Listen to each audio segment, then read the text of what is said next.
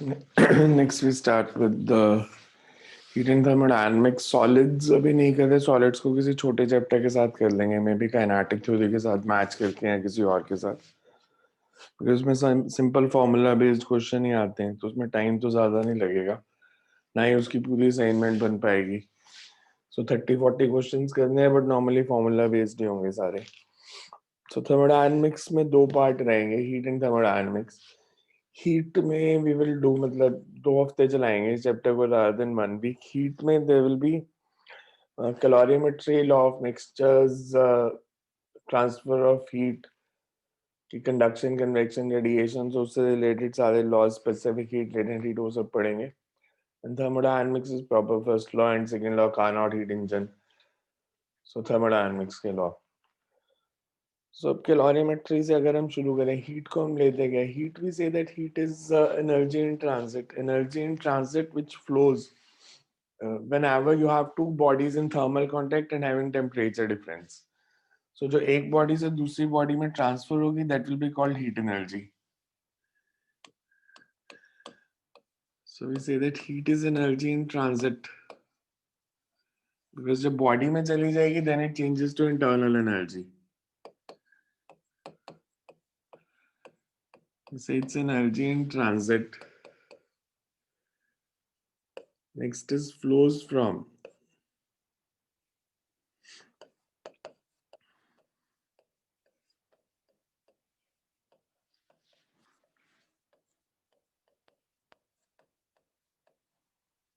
Higher to lower temperature for two bodies in thermal contact.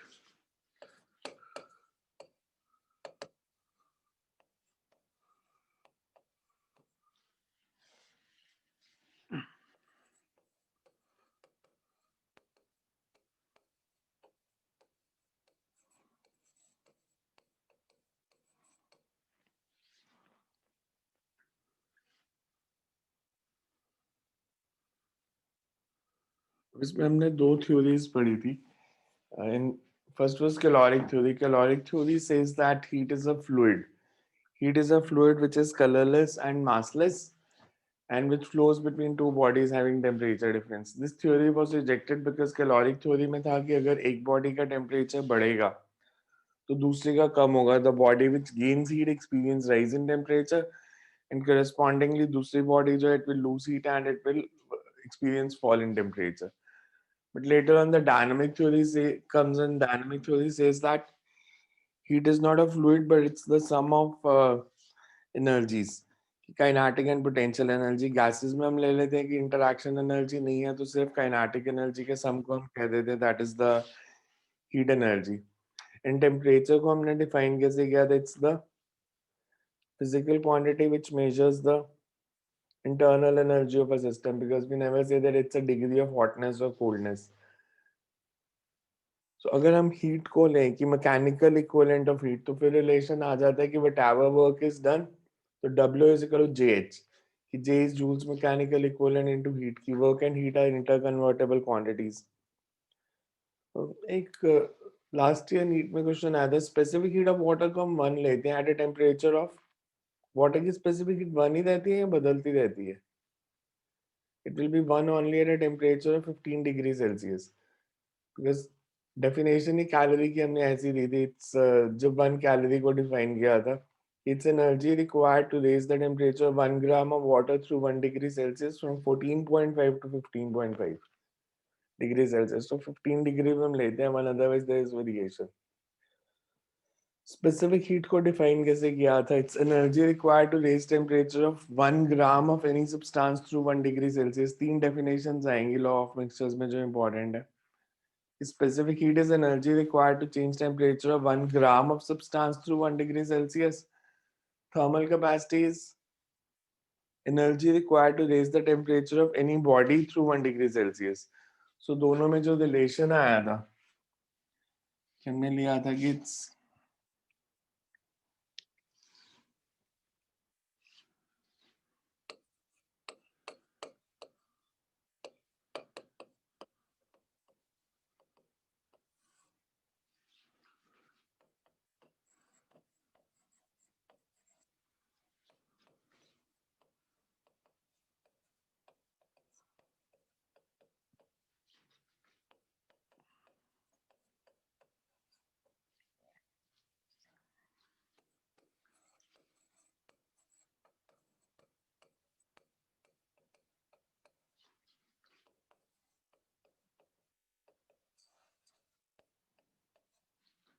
Mathematically सी को हमने लिखा था it's Q upon M delta theta.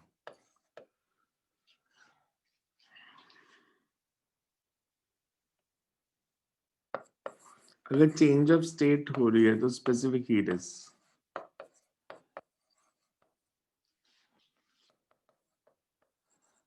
say it's infinite, but whatever heat you give, it will be used for changing the state.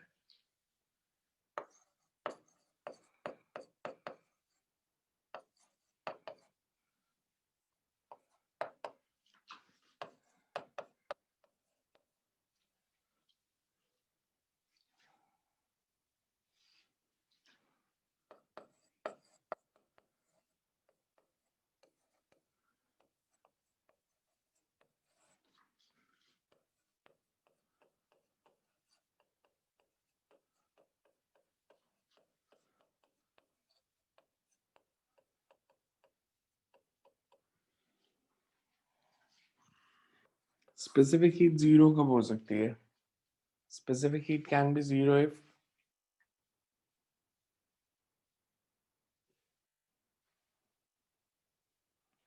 specific heat zero कि बिना heat दिए अगर temperature change हो. Example इसका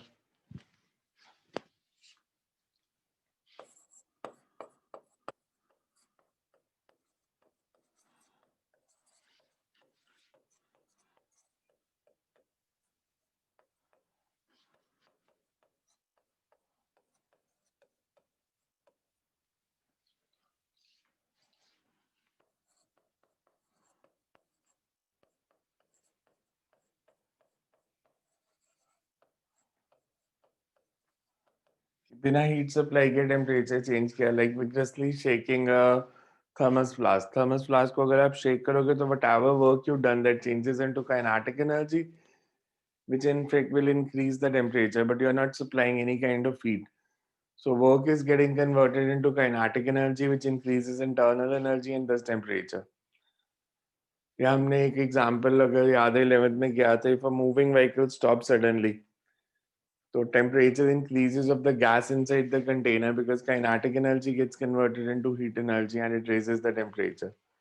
Specific heat negative हो सकती है. Specific heat negative. Negative specific heat का मतलब कि हमने हीट एनर्जी ऐड की और टेम्परेचर जो है वो फॉल किया. ऐसा हो सकता है कि you add heat energy to the system and temperature falls.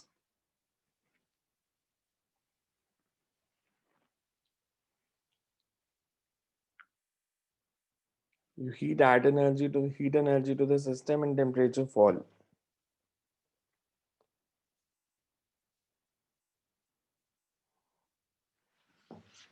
Saturated vapors का अगर टेम्परेचर बढ़ाना है तो इसे heat is withdrawn.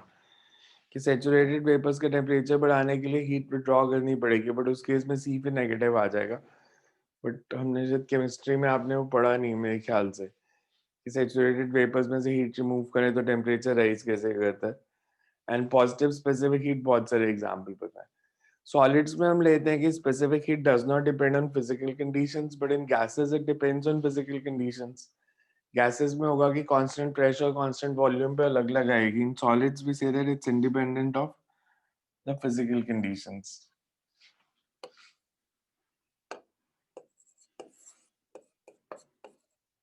In solids,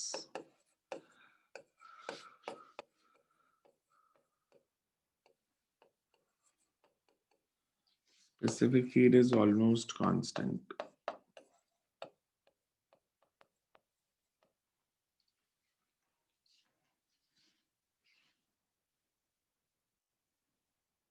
Almost constant की जगह independent of.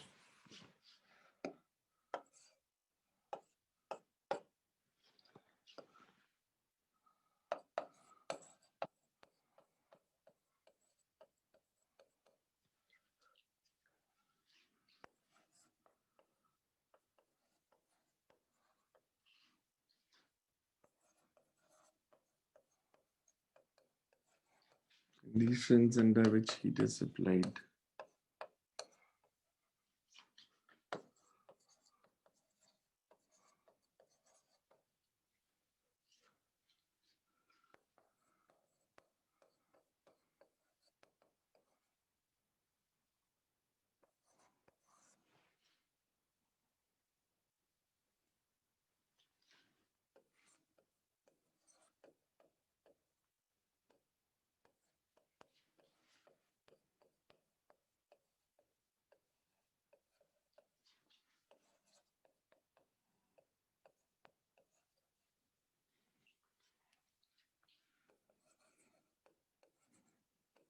दो केस पढ़े थे आपने, specific heat at constant pressure and specific heat at constant volume.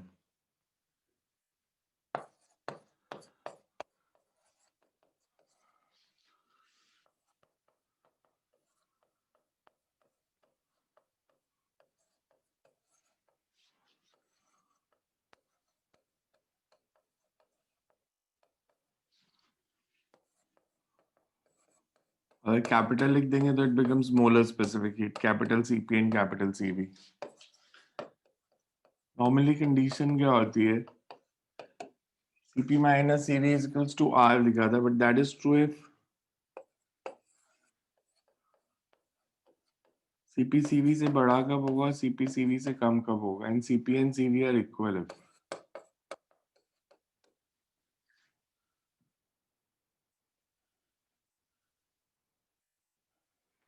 CP will be greater than CV if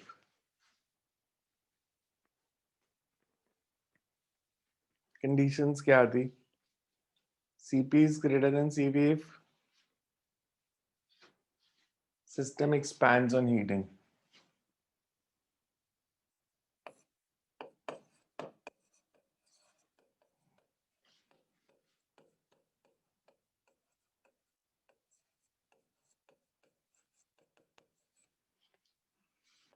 This is if system contracts on heating.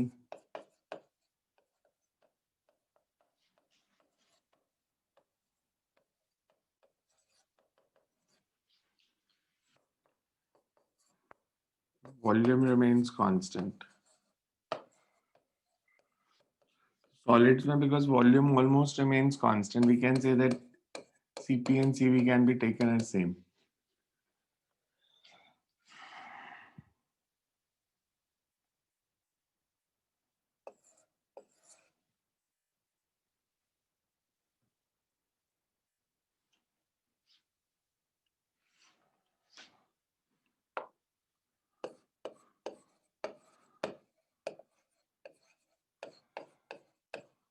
Energy required to raise the temperature of a body through 1 degree Celsius. So it's mass into specific heat of body.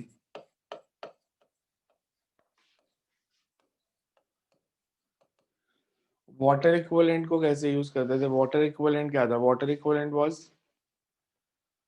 amount of water whose temperature could be raised by 1 degree Celsius by the same amount of heat as is required by water to raise its temperature through 1 degree Celsius.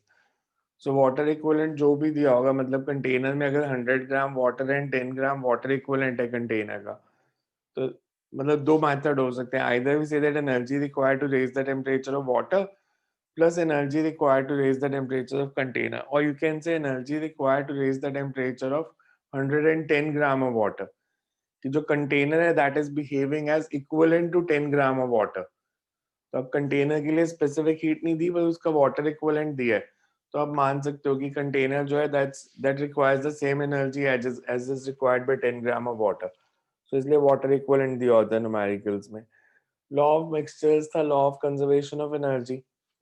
Law of conservation of energy means energy, अगर आप दो liquids को mix करोगे तो energy lost by one is equal to energy gain by other, और अगर एक से ज्यादा मिक्सचर है तो energy lost by one is gained by energy lost by one is energy gained by other two, or energy lost by two is energy gained by one. But total energy should always remain constant. Energy transfer takes place, and there is an isolated system कि अगर isolated system में ये सारा process चल रहा है. Simple case होता है कि अगर सिर्फ लिक्विड्स को मिक्स किया, चेंज ऑफ स्टेट नहीं हो रही, चेंज ऑफ स्टेट नहीं होती, तो लॉ ऑफ मिक्सचर्स में फॉर्मूला क्या बनता है,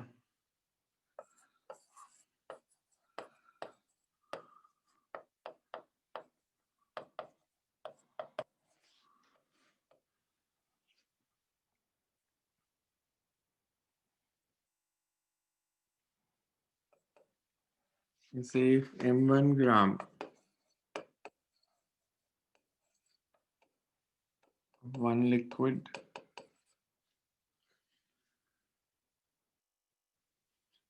स्पेसिफिक हीट इसकी अगर C1 है at temperature theta 1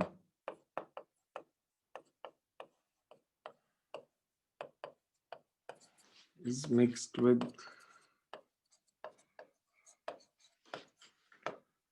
m2 gram of second liquid.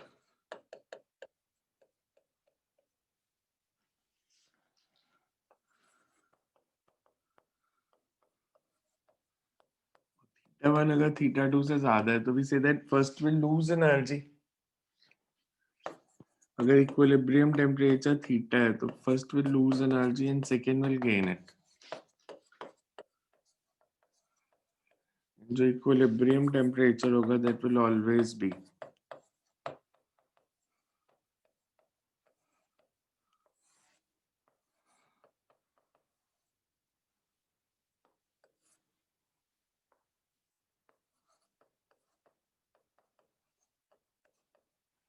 this can be extended to n liquids.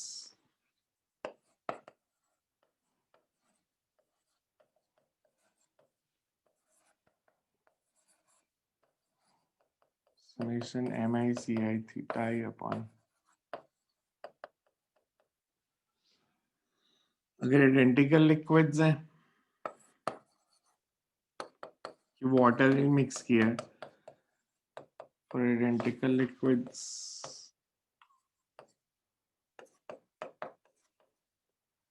then you say that this is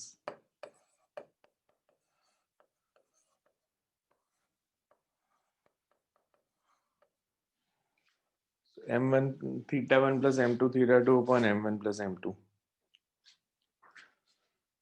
और दूसरा होता है कि अगर स्टेट चेंज कर दी है that you mix water and steam water and ice ice and steam so उस केस में चेंज ऑफ स्टेट का लग जाएगा.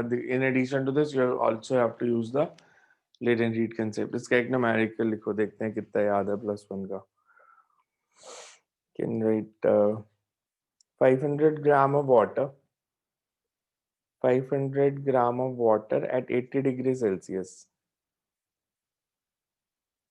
500 gram of water at 80 degrees Celsius is mixed with 100 gram of steam at 120 degrees Celsius. Is mixed with 100 gram of steam at 120 degrees Celsius. Find out the final mixture. Find out the final mixture.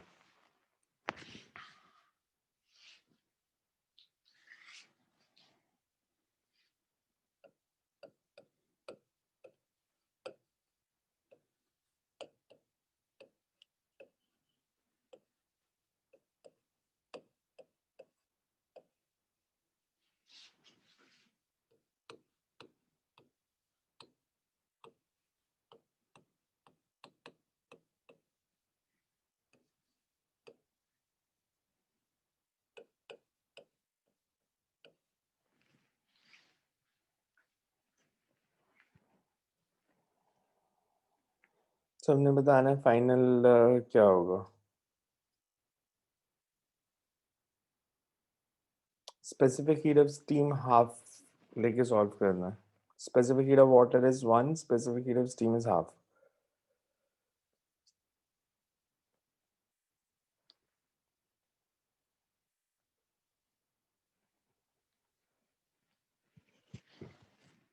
हम इसमें concept लेते हैं कि always assume final temperature को यहाँ तो अगर मतलब वाटर एंड आइस है तो फाइनल टेम्परेचर 0 एज्यूम करके सॉल्व करते हैं. अगर जैसे इस केस में वाटर एंड स्टीम है तो फाइनल टेम्परेचर को 100 एज्यूम करके सॉल्व करते हैं. And then you get to know कि आपका असम्पशन ठीक है कि गलत है. पर नॉर्मली इसी मेथड से सॉल्व होना है इसने. सो अगर हम फाइनल टेम्परेचर 100 लेते हैं तो स्टीम कितनी एनर्जी लूज करेगी. Heat energy lost by steam should be equals to heat energy gain by water.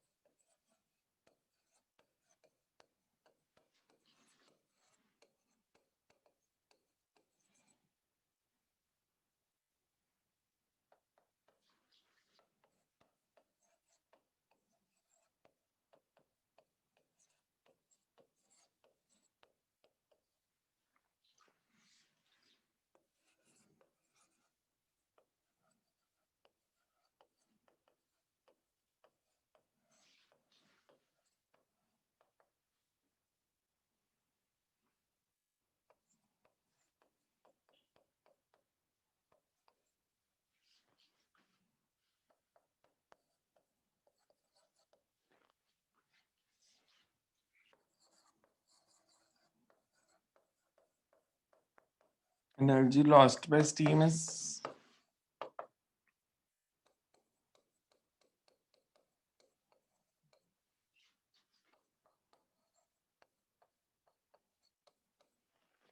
part of steam which gets converted into water.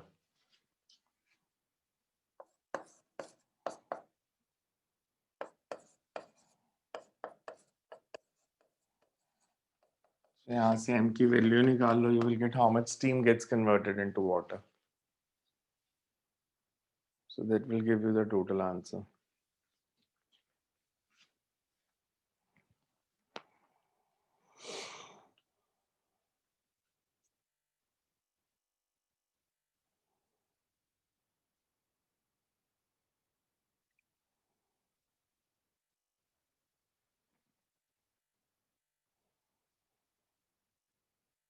So this equation is sorry.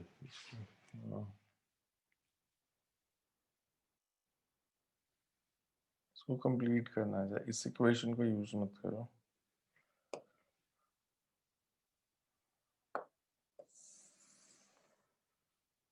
इसको solve करना जरा क्या आएगा. एक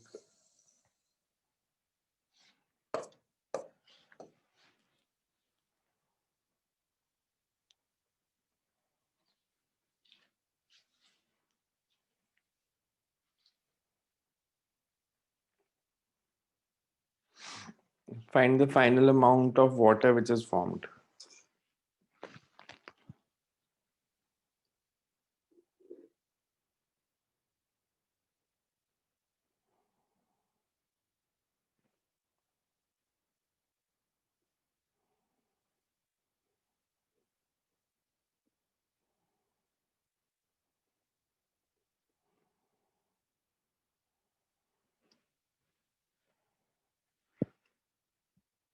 हमें बताना है कितनी स्टीम बची और कितना वाटर बचा.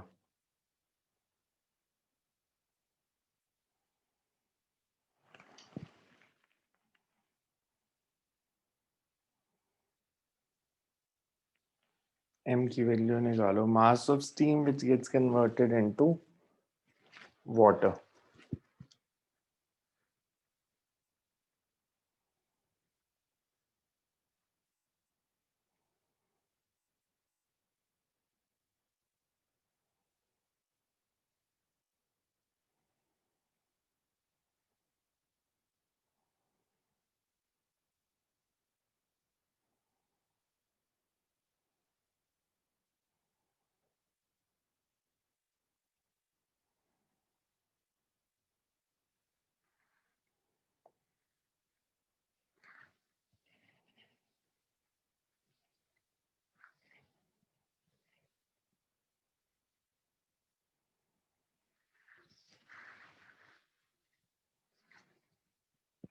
हो जाएगा सॉल्व कंप्लीट.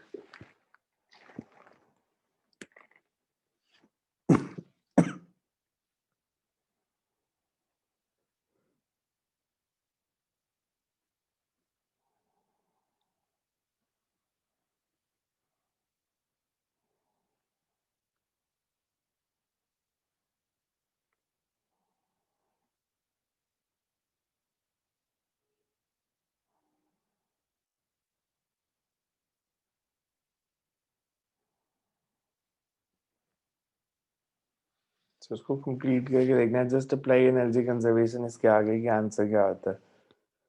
बिकॉज कितना मास स्टीम का चेंज हो जाएगा वाटर में. एक सिमिलर क्वेश्चन लिखो. और सर आंसर है क्या इसका? आपका आंसर क्या आया? 16.67.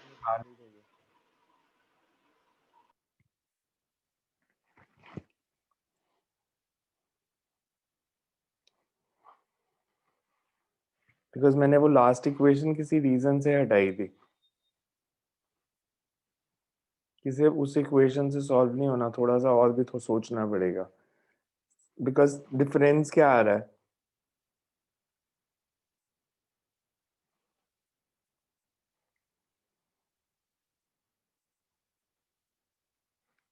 हमें इससे फर्क पड़ेगा कि कितना मास स्टीम का वाटर में चेंज हो रहा है. उससे कुछ फर्क पड़ेगा आंसर में.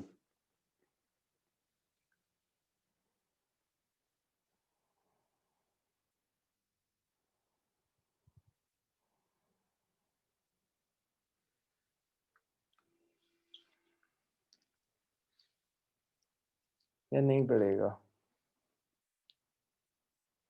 नहीं पड़ेगा बिकॉज टेम्परेचर जो है जब तक पूरी स्टीम चेंज नहीं हो जाती वाटर में तब तक उससे फर्क नहीं पड़ेगा बिकॉज वाटर का टेम्परेचर जब स्टीम एनर्जी लूज करेगी इनिशियली जब उसने सिर्फ लूज किया है 1 किलो कैलोरी बिकॉज स्टीम के पास दो पार्ट है दिस इज 1000 कैलोरी 1000 कैलोरी से वाटर का टेम्परेचर कुछ बढ़ा उसके बाद इसने एनर्जी और लूज करनी शुरू की और इसने खुद वाटर में चेंज होना शुरू कर दिया अब जब ये खुद वाटर में चेंज हो रही है तो अमाउंट ऑफ वाटर बढ़ रहा है अमाउंट ऑफ वाटर इंक्रीज कर रहा है सो हमने वही बताना है कि वाटर कितना और स्टीम कितनी बचेगी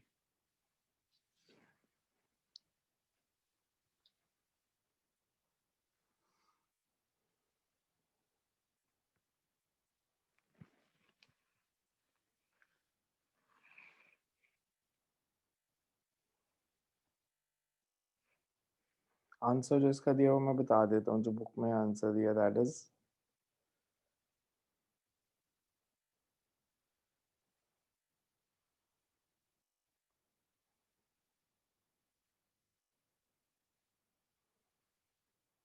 250/3 gram of steam 250/3 gram of steam वही बनेगा इट विल बी रफली 83 पॉइंट कुछ that means it does not depend कि कितना मास स्टीम में चेंज हो रहा है कन्वर्जन तब जरूरत होती है जब ये पूरा मास एक बार ही कन्वर्ट हो गया वाटर में उसके बाद फिर अमाउंट ऑफ वाटर को 600 लेके सॉल्व करना होता है अभी इस न्यूमेरिकल में नहीं जरूरत पड़ेगी so you can write next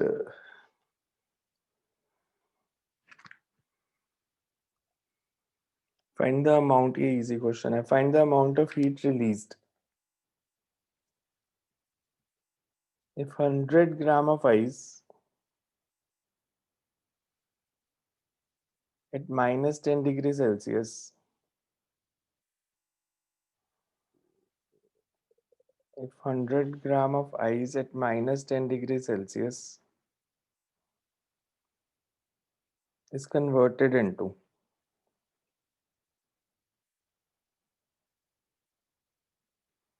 100 gram of steam at 120 degrees Celsius 100 gram of ice at minus 10 degrees Celsius is converted into 100 gram of steam at 120 degrees Celsius ये इजी क्वेश्चन होते हैं वैसे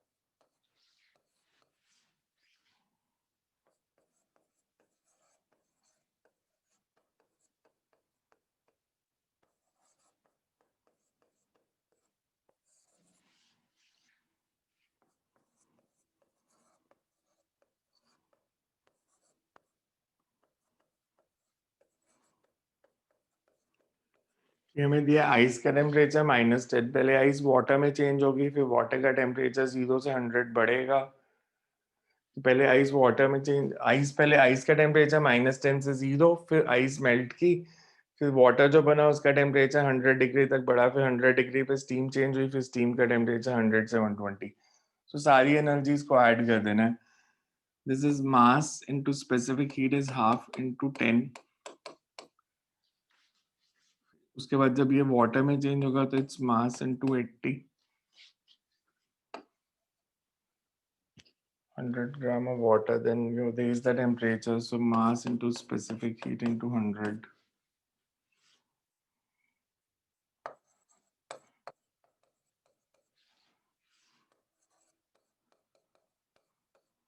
इन सब एनर्जीज को ऐड करना था मास हमें दिया है 100 ग्राम सो एक एक स्टेप करके करते जाओ कि पहले मास चेंज होता है मास, आइस चेंजेस फ्रॉम -10 to 0, फिर 0 से मेल्ट की, वो मेल्ट करके वाटर बना, वाटर का टेम्परेचर बढ़ाया 100 तक, फिर स्टीम में चेंज किया, फिर स्टीम का टेम्परेचर बढ़ा दिया. सो सारा सॉल्व करके जो आंसर आएगा, you can add just all these values. So 73.5 kilocalories दिया नेट आंसर, 73.5 kilocalories. ऐसे न्यूमेरिकल्स में एक शॉर्टकट भी यूज होती है. बेसिकली ये जो प्रोसेस होता है कि I is at 0 degree,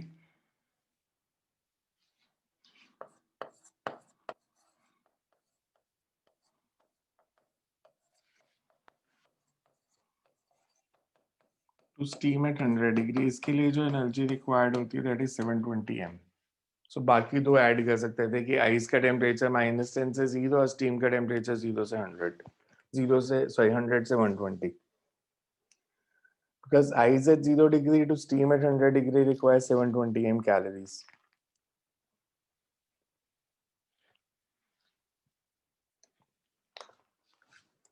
Specific heat variable हो तो एनर्जी कैसे निकालते हैं? Energy required to raise the temperature if specific heat is variable. Then we say that it's integration of energy required to raise the temperature if C is variable.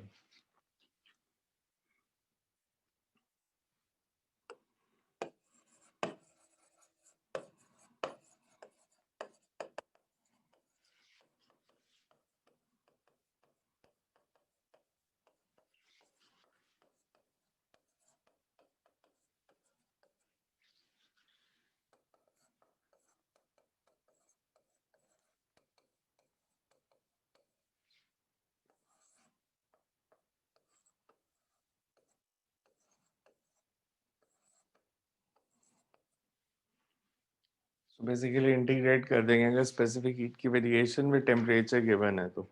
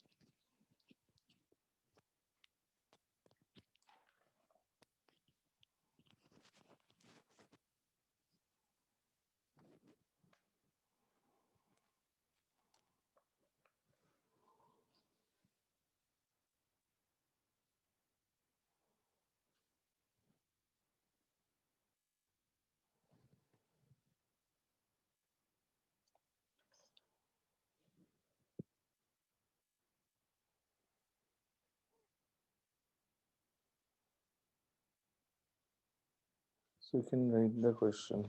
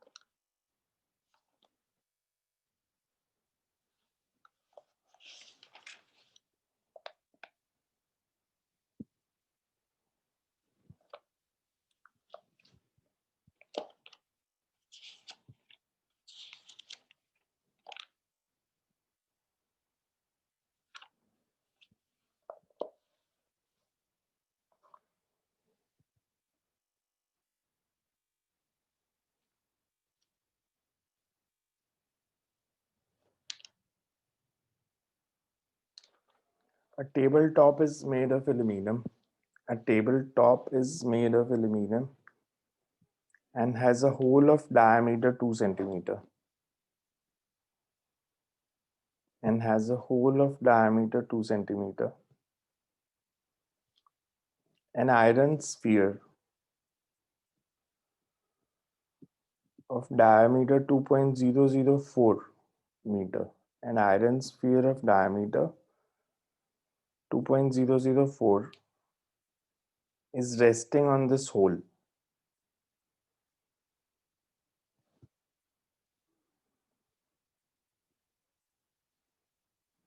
Below the hole, an insulated container has 2 kg of water in it.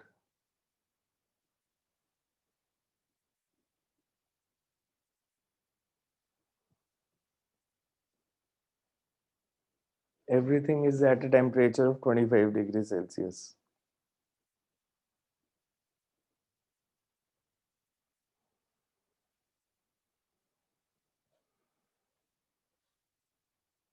The tabletop along with iron sphere is heated.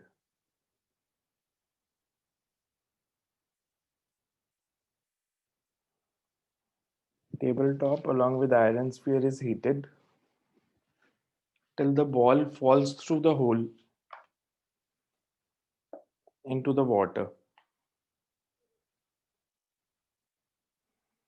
Find equilibrium temperature of ball and water system given that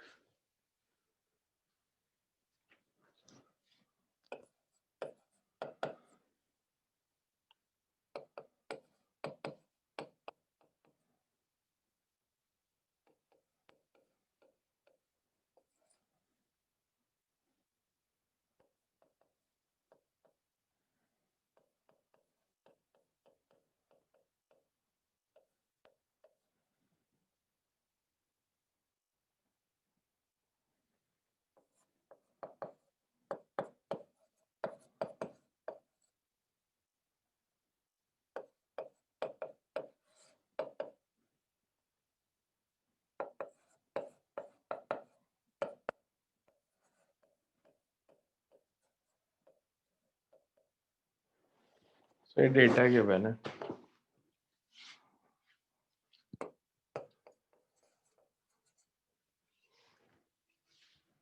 हमारे को ऐसे दिया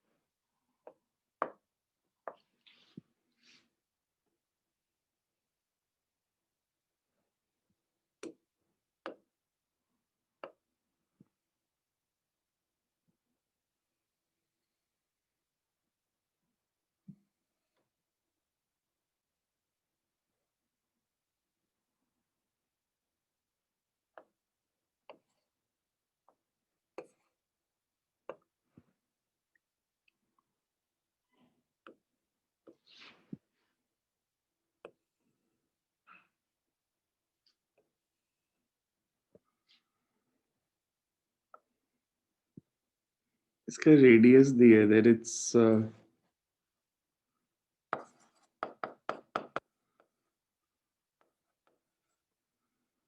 radius of whole दिया है 1 metre और इसके नीचे पानी है at 25 डिग्री सेल्सियस और mass of water 2 kg of water side पे लिख देते हैं इस डेटा को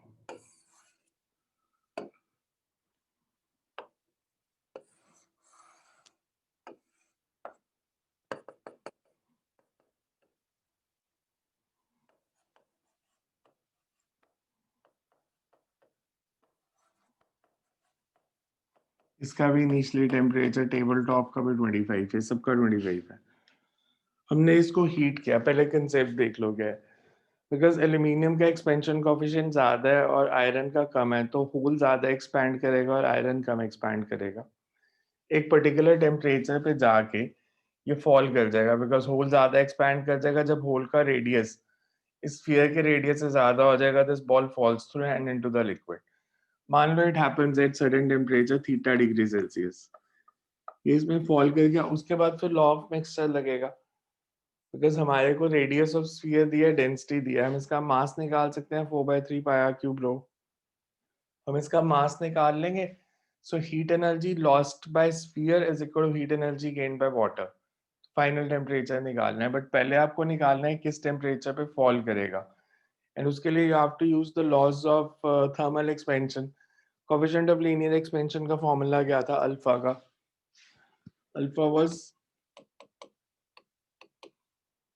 L2 minus L1 upon L1 delta T, or you can say it's delta L upon L delta T. So हमें निकालना है किस टेम्परेचर पे फॉल करेगा. फर्स्ट ऑफ ऑल उसको कैलकुलेट करो, the temperature at which it falls, because उसके बाद फिर लॉ ऑफ मिक्सचर लगना. पहले टेम्परेचर निकालना है किस टेम्परेचर पे it will fall into the liquid. करो कैलकुलेशन, लेट्स सी क्या करते हो. कंसेप्ट सिर्फ ये है कि it will fall when radius of the ball becomes less than radius of hole और radius of hole becomes greater than. तो किस टेम्परेचर पे फॉल कर जाएगा जब दोनों का रेडियस सेम हो जाए. Because that temperature is easy. अभी हमारे पास सिंपल कंसेप्ट है कि radius of hole is less. इसको अगर मैं लेता हूँ R1 और ये डिस्टेंस है R2. अभी हमारे पास है that R2 is less than R1.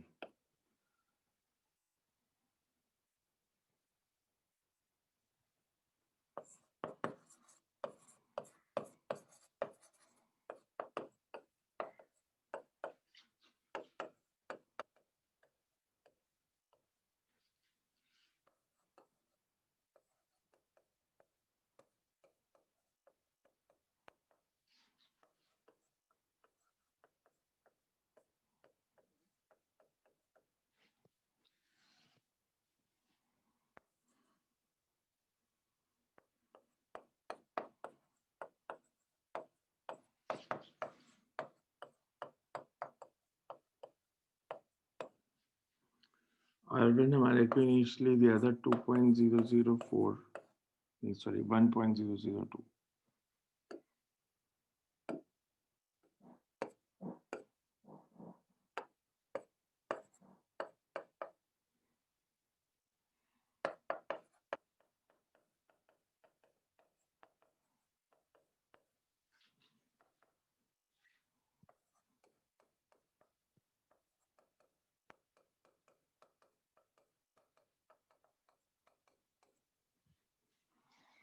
यही क्वेश्चन बनेगी. सो इसको सॉल्व करोगे तो आंसर बता देता अभी तुम्हें, बिकॉज सिर्फ एक ही वेरिएबल है. Solving you get T is equals to 192 degree Celsius. So T की वैल्यू आ जाएगी then using law of mixtures.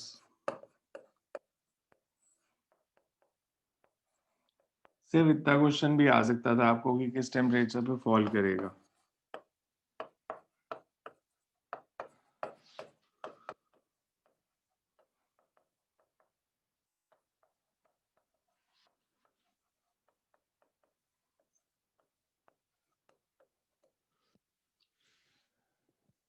Heat lost by iron is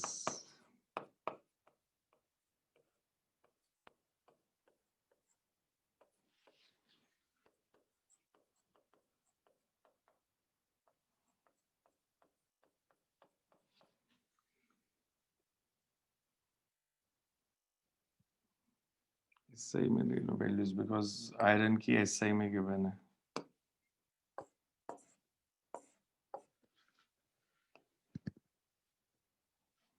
joules per ग्राम.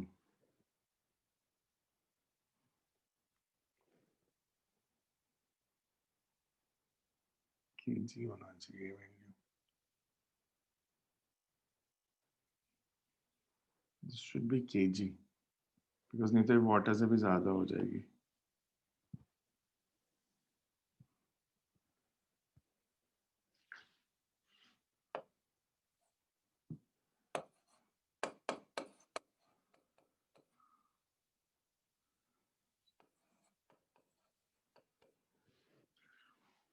यहाँ से थीटा की वैल्यू आ जाएगी।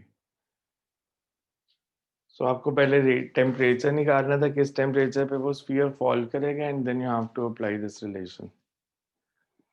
सो लॉ ऑफ मिक्सचर्स पे तो इसी तरह क्वेश्चन हो गया कि where energy lost by one is energy gained by other. Next हमारा कंसेप्ट आता है इसमें हीट में transfer of heat. Transfer of heat हमने 3 फिनोमेना पढ़े थे, conduction, convection, radiation. Conduction is the transfer of energy through collisions, convection is through actual motion of particles, and radiation is through EM waves. Convection हमने सबसे short में पढ़ा था because उसमें formulas नहीं थे, सिर्फ कंसेप्ट पढ़ना था। कंडक्शन और रेडिएशन में फॉर्मूलाज थे। सो कंडक्शन में हम लेते हैं कि energy transfer through collisions without actual motion of particles.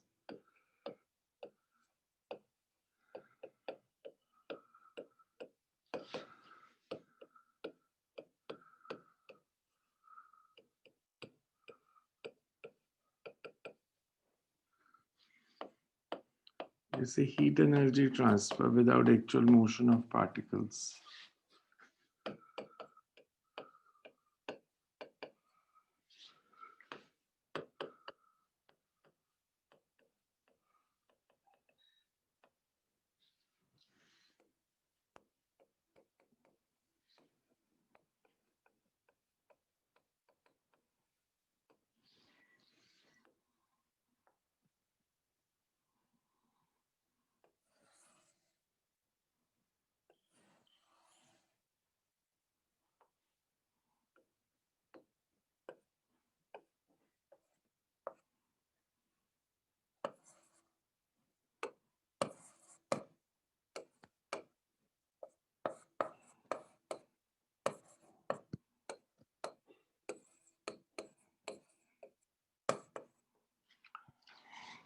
So energy transferred across two surfaces.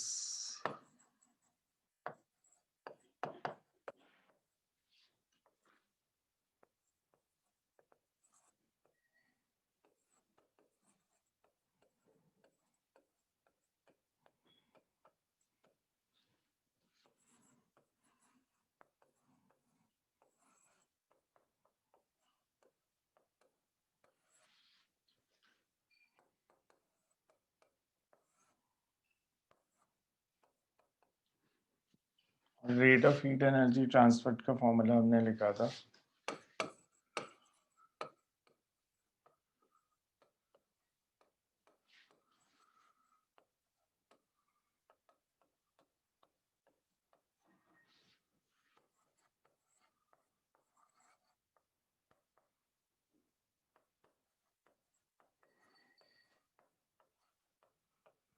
Minus K A D theta by D x.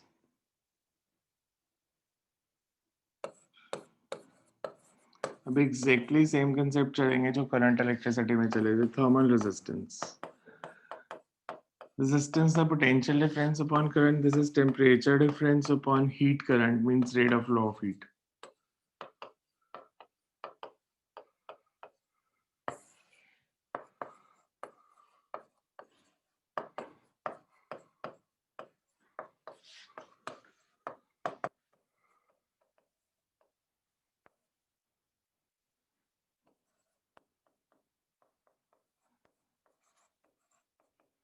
So this formula is similar to rho L by उसमें तो resistance specific resistance है, इसमें conduction है, इसलिए denominator में आ रहा है L upon K.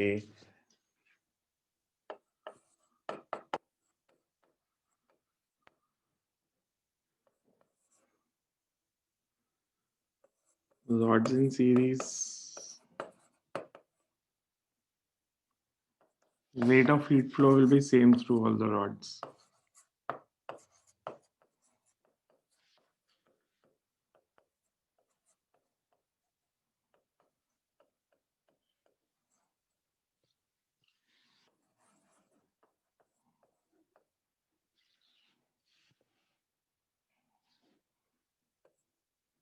In series का formula RSS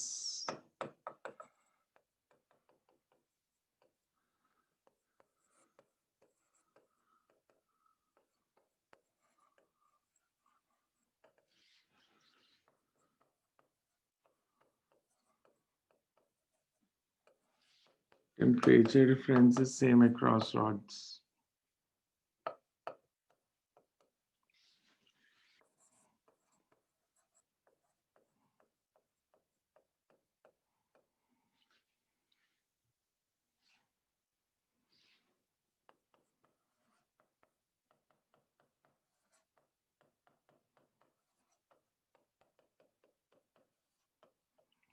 When I say similar, it means all the current electricity concept can be applied. सिर्फ potential difference की जगह temperature difference लगाते जाना and current की जगह rate of heat flow. लेकिन अगर आपने जैसे current electricity में पढ़ा था, say PQ RS और ये G. If P by Q is equal to R by S, तो second और fourth में potential difference कितना होता है? If P by Q is equal to R by S.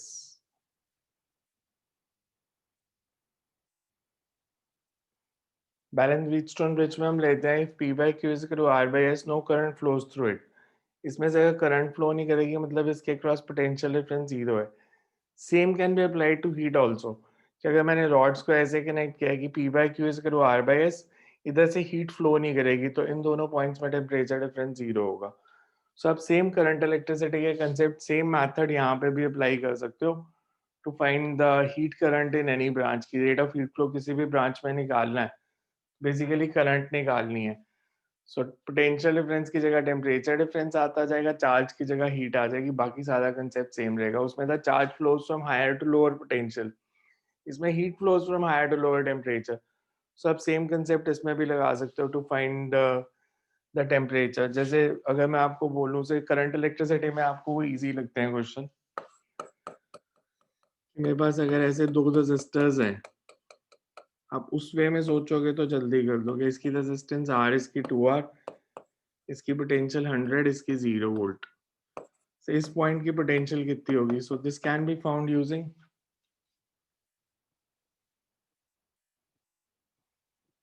Because total heat current कितनी हो जाएगी 100/3RI. तो इन दोनों में पोटेंशियल डिफरेंस कितना हो जाएगा? We say V1 is equals to I into R, और यू कैन से 100/3. सो इसकी 100 है तो इसकी कितनी होगी अगर डिफरेंस 100/3 का? सो हीट में जो ये क्वेश्चन आते हैं थोड़े से डिफरेंट वे में हो जाते हैं पर कंसेप्ट सेम ही रहता है. जैसे दैट यू हैव से a wall consisting of two parts, इसकी thickness है से x1, इसकी से x1/2, cross sectional area same है, इधर टेम्परेचर 100 डिग्री सेल्सियस है, इधर 20 डिग्री सेल्सियस है, तो इंटरफेस वॉल का कितना होगा? सो नॉर्मल कंसेप्ट क्या है? अगर इसकी रेजिस्टेंस R है, सेम मटेरियल के बने हैं, तो दिस वुड बी R/2, और ये दोनों सीरीज में कनेक्टेड हैं. जो हीट इसमें से फ्लो करेगी वो अगले से में भी करेगी. Total resistance is 3R/2, potential difference is 80. Current निकाल लो, फिर इसके क्रॉस टेम्परेचर डिफरेंस निकाल लो. सो सेम मेथड रहेगा बट करंट इलेक्ट्रिसिटी के वे से सोचना तो जल्दी हो जाएंगे क्वेश्चन आपके. आपको एक क्वेश्चन देता हूँ, लेट्स सी क्या करते हो.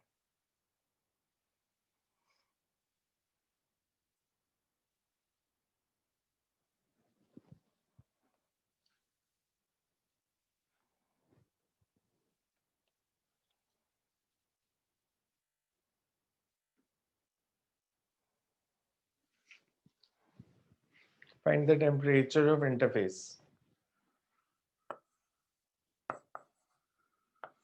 तीन रॉड्स हैं,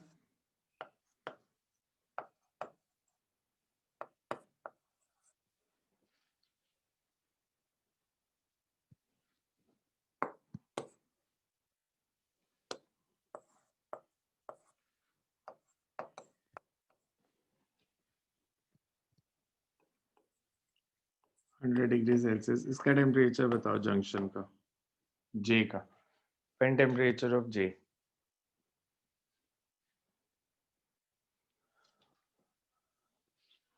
बिकॉज ये लोअर टेम्परेचर है, इधर से करंट I1, इधर से I2, इधर से I, and I will Kirchhoff's law is I is equals to I1 plus I2. सिर्फ करंट की जगह हीट करंट है, बाकी सब सेम है. करंट की जगह हीट करंट है, बाकी सारा concept same. Find the temperature of interface.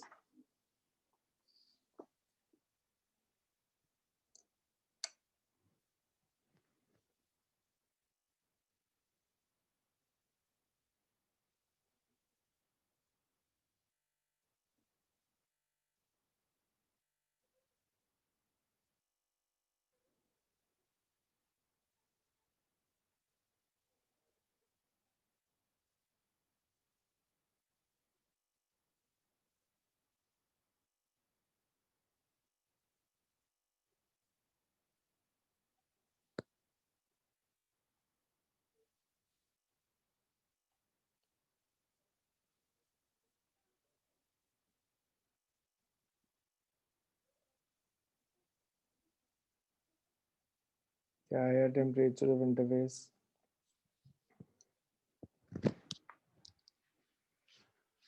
इसका टेम्परेचर कुछ भी मान लो, लेट इट बी थीटा।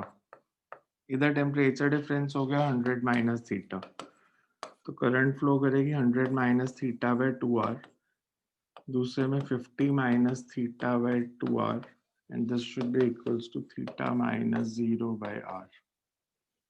सो यहाँ से थीटा निकल आएगा, बिकॉज सेम कंसेप्ट, जैसे हम पोटेंशियल डिफरेंस लेते थे, मैंने टेम्परेचर डिफरेंस ले लिया, सो 100 माइनस थीटा करंट निकालनी है, तो potential difference upon resistance 100 minus theta by 2r, इधर 50 minus theta by 2r, and this theta minus 0 upon r। So theta की वैल्यू बता दो क्या आ रही है।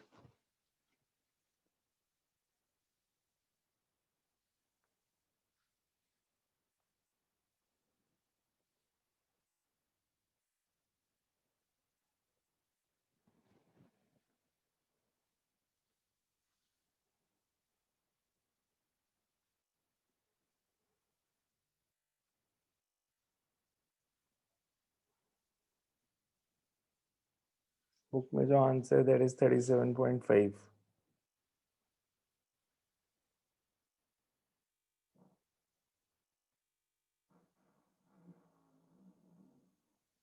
नेक्स्ट, जैसे जेई मेंस में इस साल आया था, अब उसको अगर आप करंट इलेक्ट्रिसिटी से करोगे तो आप ओरल बता सकते हो।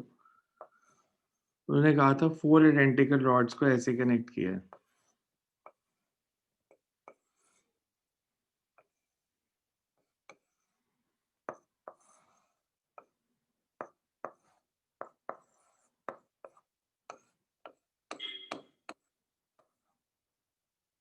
इधर से हीट फ्लो कर रही है Q1, इधर से Q2, तो Q1 बाय Q2 की रेशियो बतानी है। इधर से हीट फ्लो कर रही है Q2, इधर से Q1 in a given time, you have to find the ratio of Q1 and Q2।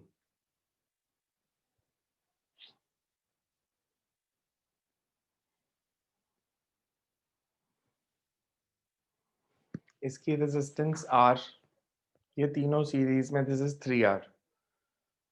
Potential difference same है, इसकी रेजिस्टेंस 3 टाइम्स है, तो इसमें करंट 1/3 फ्लो करेगी, तो Q2 will be Q1/3। So current electricity से करोगे तो इजीली सॉल्व हो जाएगा, बिकॉज ये तीन बेसिकली हमारे पास ये डायग्राम दिया था, ये रेजिस्टेंस R है,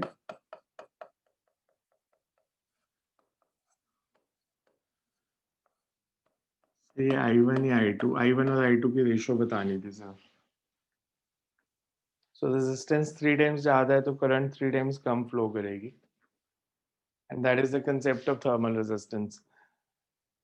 कंडक्शन में हमने एक और किया था, time for ice formation on a lake, formula क्या था? Time taken to form ice on the surface of lake.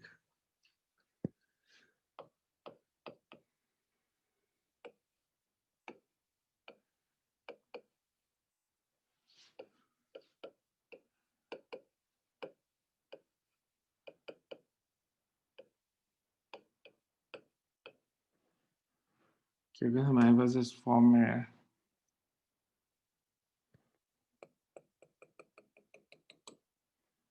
बाहर का टेम्परेचर है -θ°C,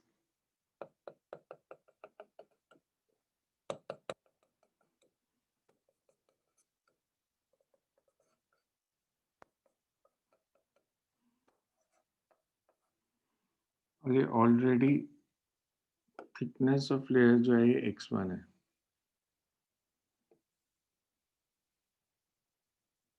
this is ice.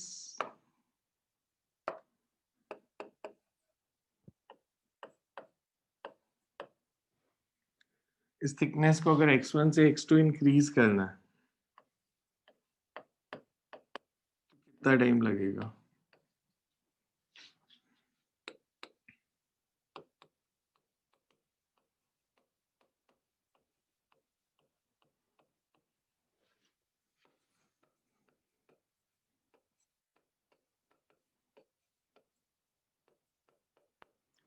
Area of lake या एरिया ऑफ वाटर सरफेस पे डिपेंड करेगा या नहीं करेगा, और किन किन फैक्टर्स पे डिपेंड करेगा? एरिया पे नहीं करूँगा। एरिया पे नहीं फॉर्मूला पता। बोलो क्या था?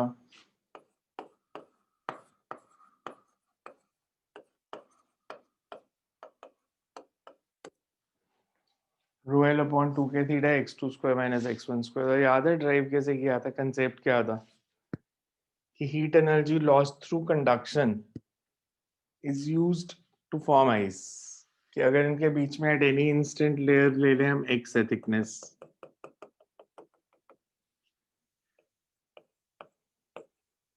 और इसको dx बढ़ाना है, ऑलरेडी x है,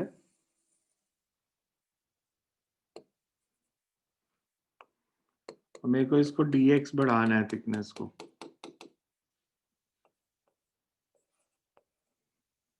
तो कितना mass of ice water freeze करना पड़ेगा? से इफ इट्स m या dm, तो heat energy to be removed is dm into L.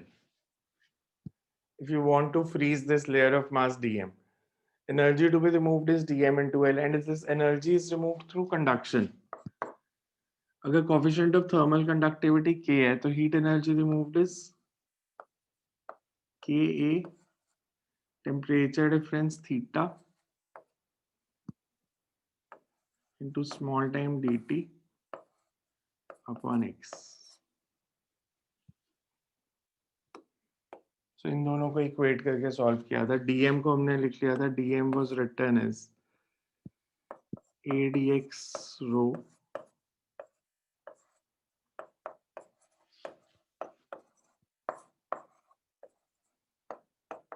So integrate करोगे तो वो रिजल्ट आ जाएगा, बिकॉज x dx की इंटीग्रेशन आएगी, a कैंसिल हो जाएगा।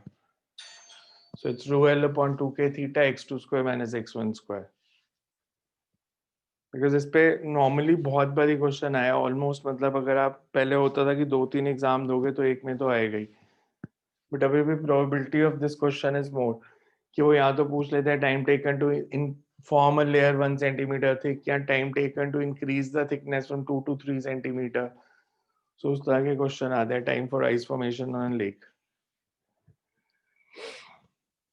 Next, right,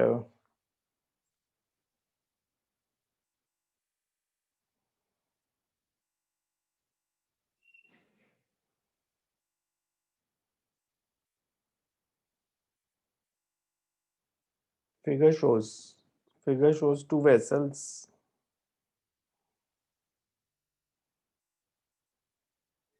a large tank at temperature theta naught and a small mass m of water,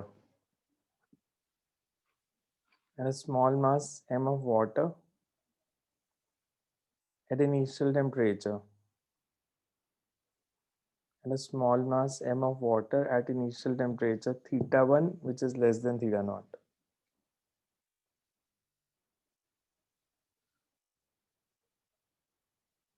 Find the time taken for the temperature of water in smaller vessel to become theta 2. Find the time taken for the temperature in smaller vessel to become theta 2.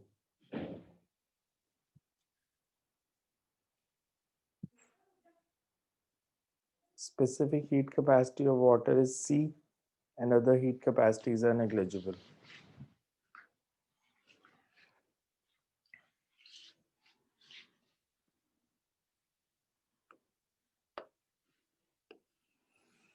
हमें दिया है ऐसे एक large tank of water and temperature is theta naught.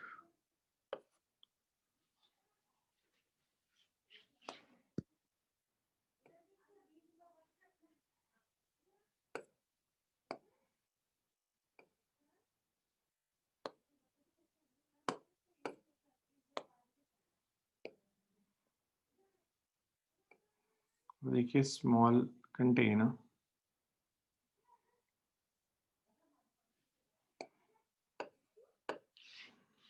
they are connected by this rod. Length L, cross sectional area A, thermal conductivity K.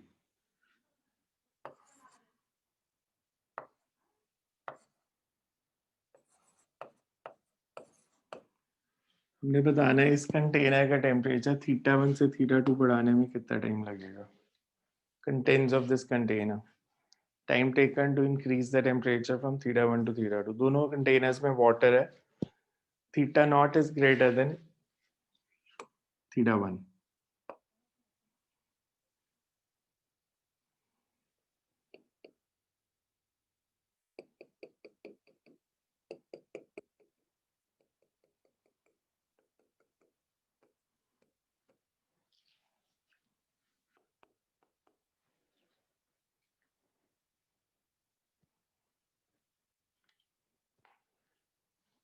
Because heat energy lost by larger container is heat energy gained by smaller container.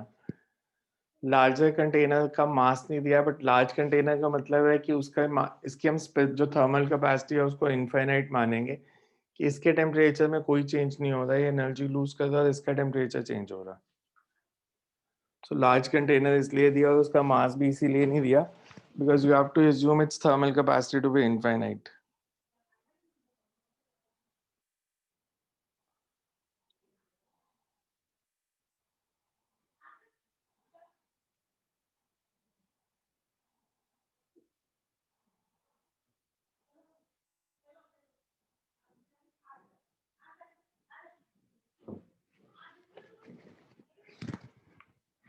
कैसे करोगे solve?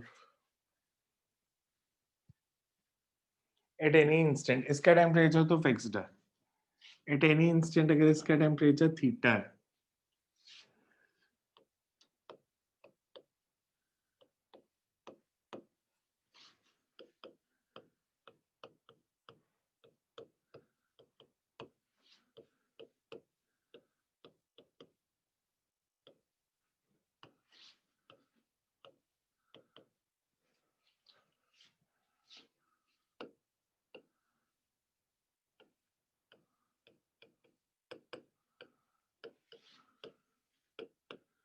and in time dt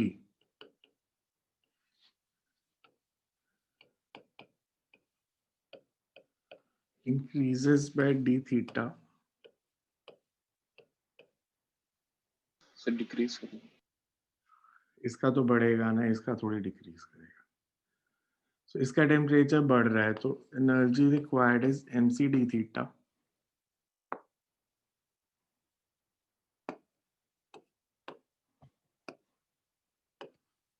और इसको जो heat मिली है that is ka by l.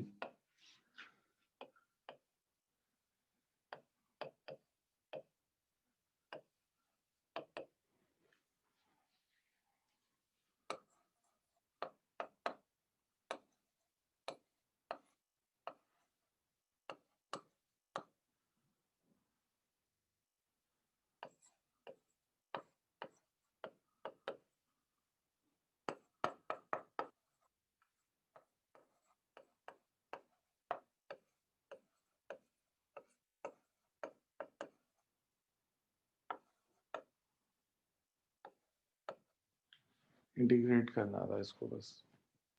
Sir C denominator में क्यों आ गया? क्या?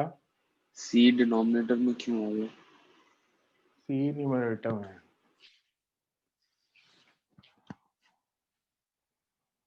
मैथ्स वाली करेक्शंस तो खुद से ही कर दिया. एल लेंथ है, एल लेटेंट हीट नहीं है, याद रखना.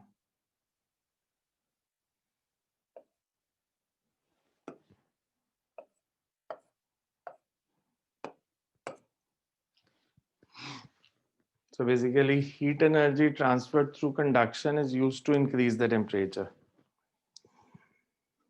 Heat energy transferred through conduction is used for increasing the temperature.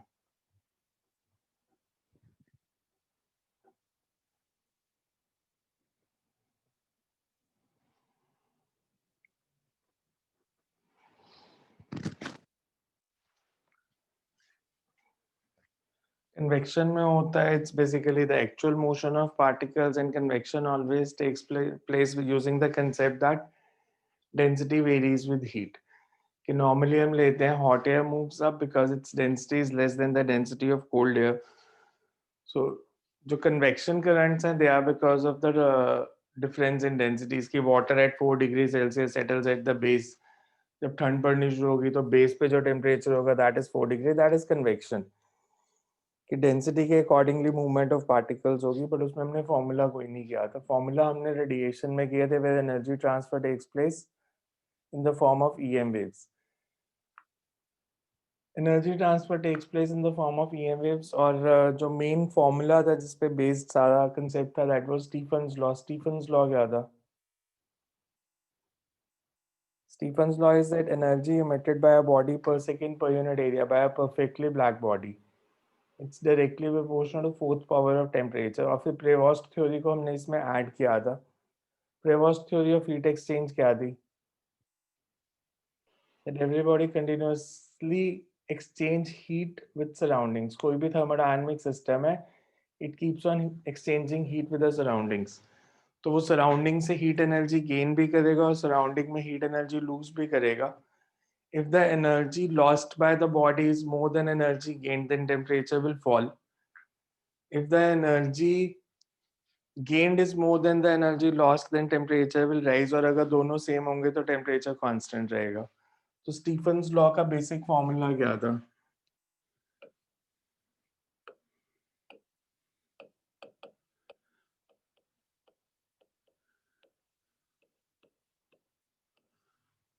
General करेंगे rather than for black body, because फिर ब्लैक बॉडी के लिए ई की वैल्यू पुट कर देंगे।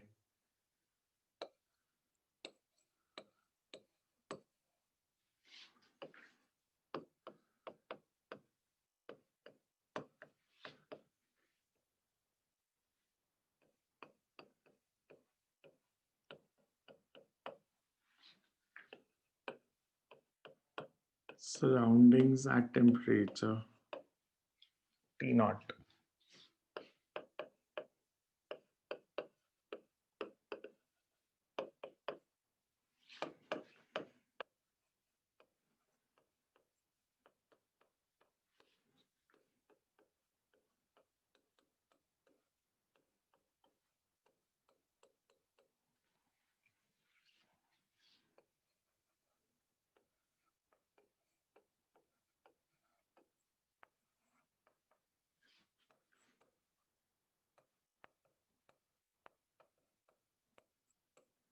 बिकॉज इसमें हम ले रहे हैं that this is energy emitted,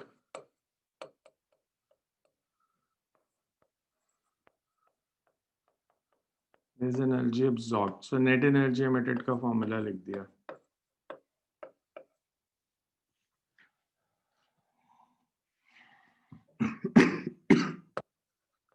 अगर सिर्फ एनर्जी emitted पर सेकेंड बतानी है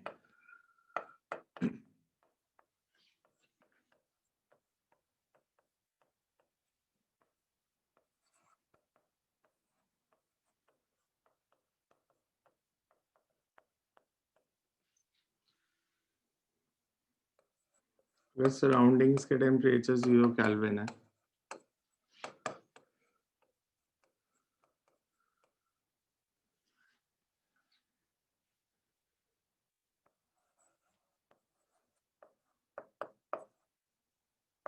E is emissivity of body,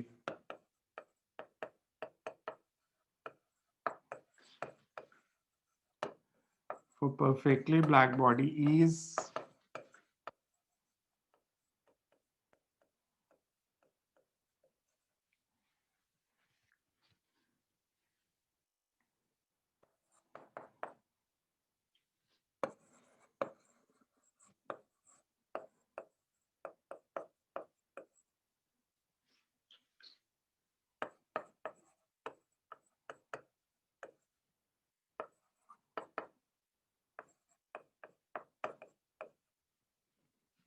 तो इस सारे रिलेशन में अगर परफेक्टली ब्लैक बॉडी दी हो तो E को 1 सब्स्टिट्यूट कर देंगे।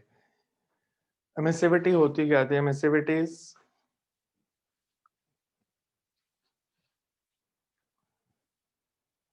and for why for black body it is 1 is its energy emitted per second per unit area by a body in a unit wavelength range to the energy emitted per second per unit area by black body।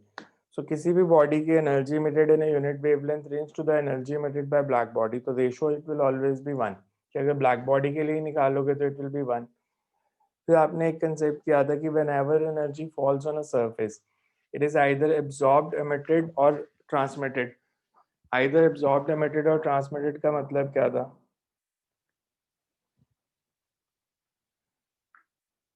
कि हमने लिया था कि total energy incident on a surface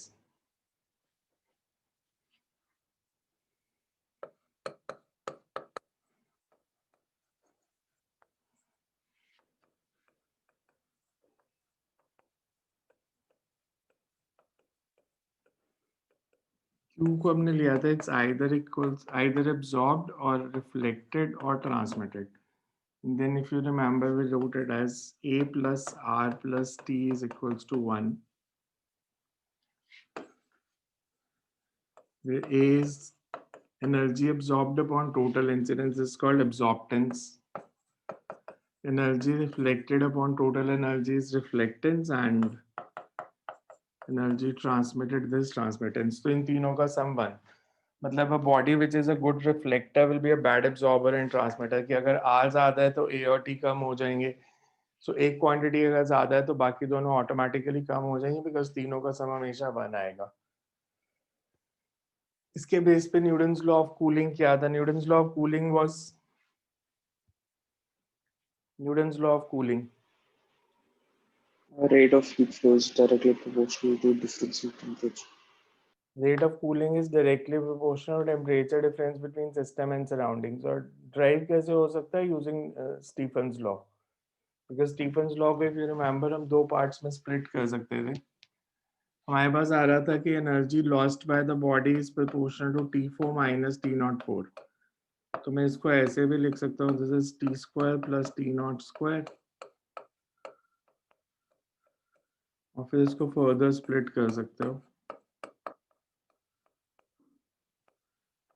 T plus T0 into T minus T0। So हम लेते हैं that rate at which energy is lost it's proportional to T minus T0।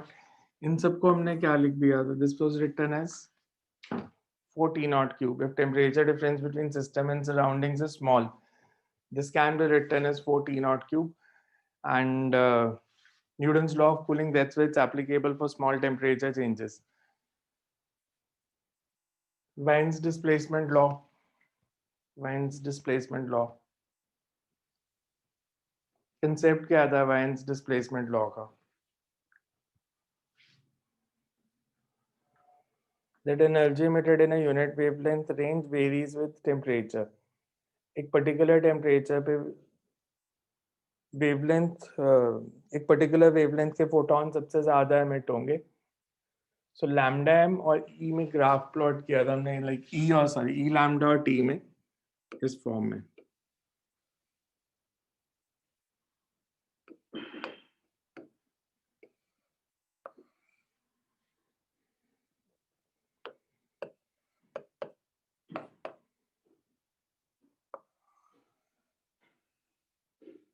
अगर मैंने दो टेम्परेचर्स पे ग्राफ प्लॉट किया तो T1 ज्यादा है या T2 ज्यादा है? सॉरी इधर लैम्डा।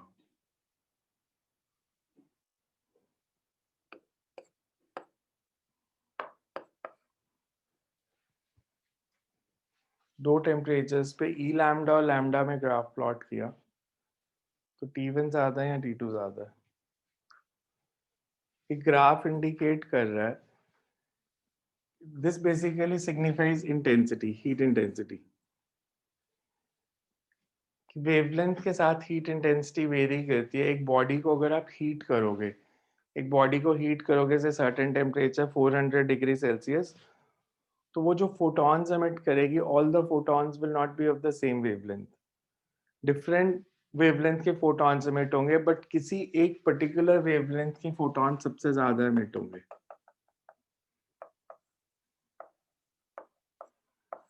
लैम्डा मैक्स को हम कहते हैं it's the wavelength corresponding to which the heat intensity is maximum। कि इस पर्टिकुलर वेवलेंथ के फोटॉन सबसे ज्यादा एमिट हो रहे हैं, इसलिए इंटेंसिटी सबसे ज्यादा है लैम्डा एम पे।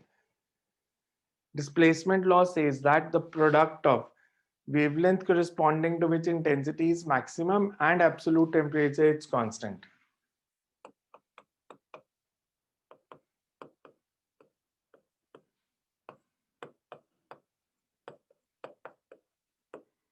and this constant was denoted by B.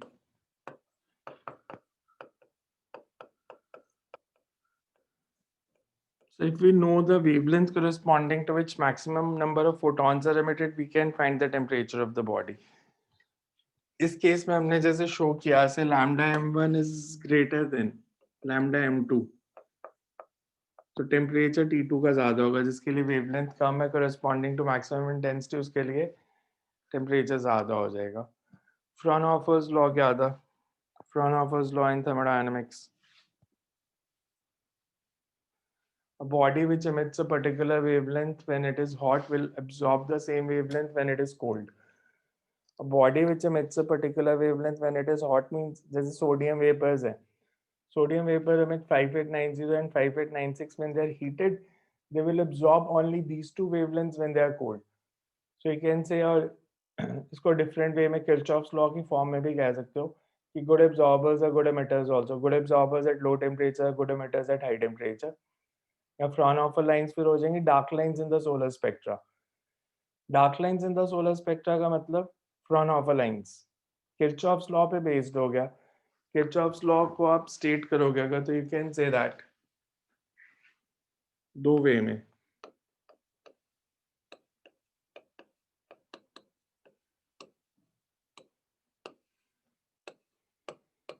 Good absorbers of heat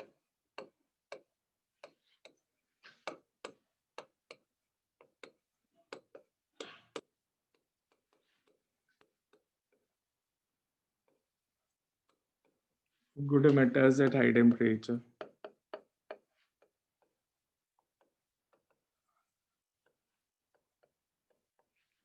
Or body which absorbs a particular wavelength. This is because of Bohr's theory.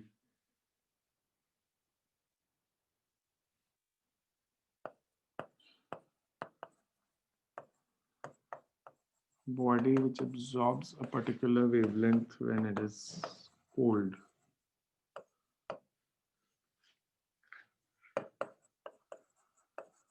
Will emit the same wavelength when it is hot.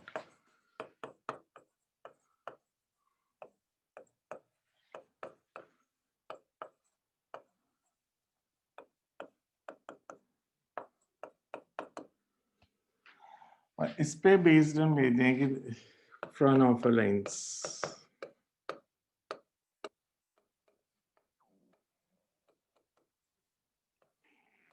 Dark lines in solar spectra. इसका मतलब क्या होगा? From the core of sun, all the wavelengths are emitted, but as they pass through relatively colder solar atmosphere, some of the wavelengths gets absorbed. कि sun के core में, because it's a nuclear fusion reaction and very high temperature, the wavelengths emitted are continuous. It's a continuous emission spectra which is given out. All the wavelengths are emitted, but as they passes through relatively colder solar atmosphere, some of the wavelength gets absorbed because of the elements present on the solar atmosphere. So जो wavelengths absorb हो जाएंगी वो अर्थ पे identify नहीं होंगे, अर्थ पे नहीं पहुंचेंगी. So those are the dark lines. मतलब कुछ wavelengths missing है. Those missing wavelengths are referred as Fraunhofer lines, and those Fraunhofer lines are used to identify the elements which are present in the solar atmosphere, because कौन सी wavelength absorb हुई है वहां से आप element identify कर सकते हो कि अगर जैसे 5890 और 5896 एब्जॉर्ब होती हैं, these are absorbed only by sodium. तो वी कैन से कि अगर अर्थ पे दो वेवलेंथ नहीं आ रही, मतलब सोलर एटमॉस्फेयर में सोडियम प्रेजेंट है, बिकॉज ये दो वेवलेंथ सोडियम ही एब्जॉर्ब करता है. तो फिंगरप्रिंट स्पेक्ट्रा होता है जो एक पर्टिकुलर वेवलेंथ एक एलिमेंट एब्जॉर्ब करेगा, उसको छोड़ के और कोई नहीं करता अभी तक. We have not still we are not able to identify an element which absorbs the same wavelength which is absorbed by some other element. तो इसलिए फिंगरप्रिंट स्पेक्ट्रा कहते हैं कि हर एलिमेंट की वेवलेंथ एब्जॉर्ब डिफरेंट होंगी. And we are talking about line spectras. Line spectras और continuous spectras में फर्क क्या होता था? लाइन स्पेक्ट्रा में only few wavelengths are absorbed, and continuous absorption spectra is where all the wavelengths in a certain region are absorbed. Continuous emission spectra और continuous absorption spectra, इनको हम लेते हैं, they are independent of the nature. कि continuous emission की आप किसी भी बॉडी को हीट कर दोगे एट अ हाई टेम्परेचर से of the order of 10⁻⁶ kelvin, emission spectra will be identical independent of the body, nature of the body. पर line और band absorption spectra जो होते हैं that depends on the nature of the body. Because line spectra को तो fingerprint spectra कहते हैं. Band में भी हो सकता है कि कुछ region overlapping हो, but line emission spectra is a fingerprint spectra. And then you have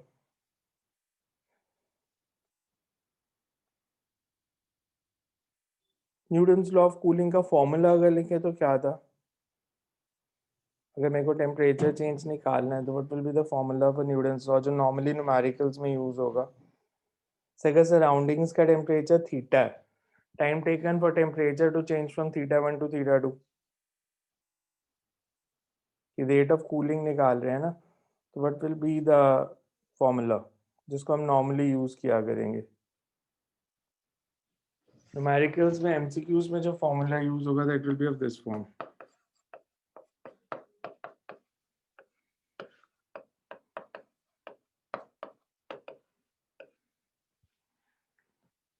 log वाले टर्म्स में फॉर्मूला जो है वो न्यूमेरिकल्स में नॉर्मली एमसीक्यूज में यूज नहीं होता, सो हम ये फॉर्मूला यूज करते हैं कि रेट ऑफ कूलिंग टेम्परेचर θ1 से θ2, तो बॉडी का टेम्परेचर हम ले लेते हैं एवरेज θ1 प्लस θ2/2.